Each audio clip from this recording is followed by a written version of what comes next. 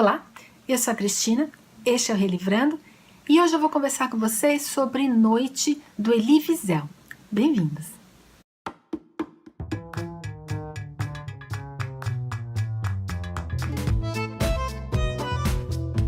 Hoje então a gente vai conversar sobre Noite, do Elie Wiesel.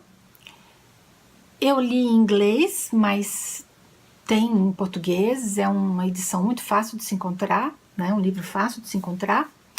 O Elie Wiesel era um escritor romeno, ele nasceu na Transilvânia e ele foi um sobrevivente dos campos de concentração e ele escreveu mais de 57 livros. Ele morava nos Estados Unidos.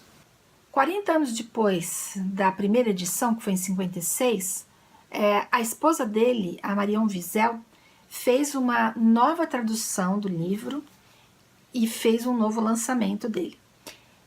O autor explica nesse prefácio aqui várias coisas. Uma das coisas é o porquê de ter uma nova tradução. Ele diz que quando ele escreveu o livro, em 56, ele praticamente não falava inglês. Então ele não pôde revisar, saber o que estava sendo traduzido ali.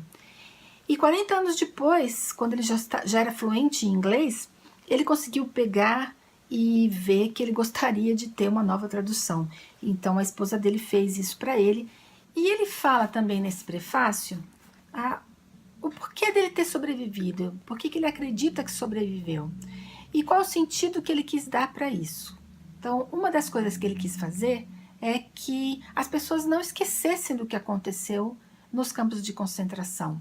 E esse livro aqui é um registro disso, do que aconteceu com ele, que perdeu toda a família, né? Ele passou por Auschwitz e por Buchenwald, não sei se é assim que fala, né? São 2 campos de concentração, e ele faz esse relato aqui. Ele também fala no prefácio por que ele acha que esse livro fez tanto sucesso. Inclusive, até hoje, esse livro é adotado em algumas escolas, no high school aqui dos Estados Unidos. Ele faz parte do currículo.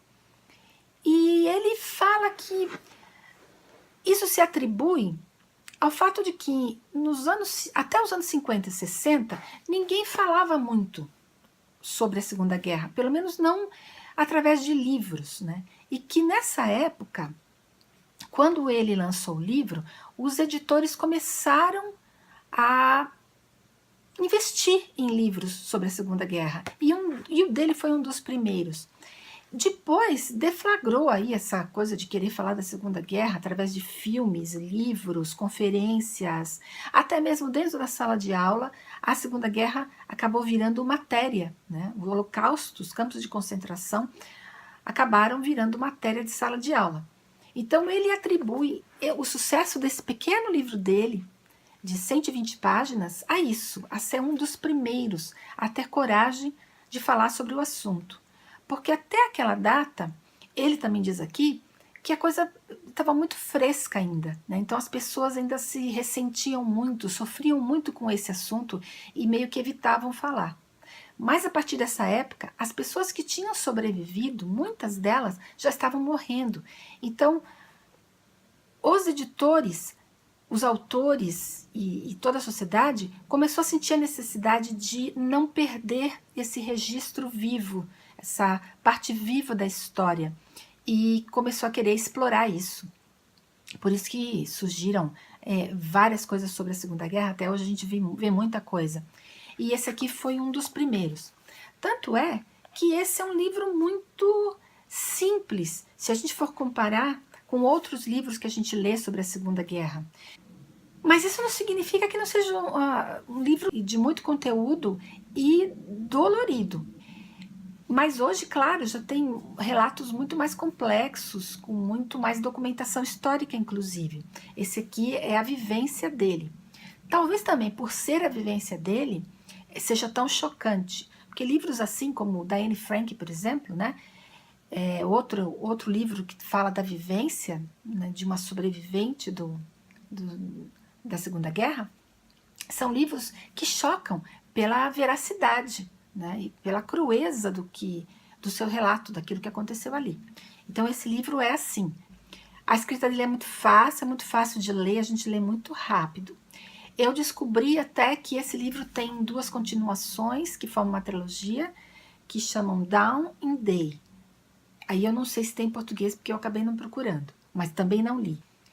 E esse autor também, antes que eu esqueça, né, já ia esquecendo, ele recebeu o Nobel da Paz em 96, pelo trabalho dele, que ele fala aqui que ia fazer, né, no prefácio, que é de lutar contra as injustiças, contra as opressões. Se manifestou bastante contra o genocídio da Armênia, dos armênios, e o genocídio do Sudão. Então, por toda essa luta dele, né, contra esses genocídios, ele acabou recebendo o Nobel da Paz, e também como reconhecimento de um sobrevivente que fazia esse trabalho, né, de não deixar as coisas serem esquecidas, tá bom? E é isso, um livro curtinho, mas necessário, tá? E espero que vocês tenham gostado do vídeo. Se vocês gostaram, deixe o seu joinha aqui embaixo. Se não são inscritos, aproveitem para se inscrever no canal. Cliquem no sininho para receber as notificações dos novos vídeos. Sigam Relivrando nas outras redes sociais. E boa semana para vocês!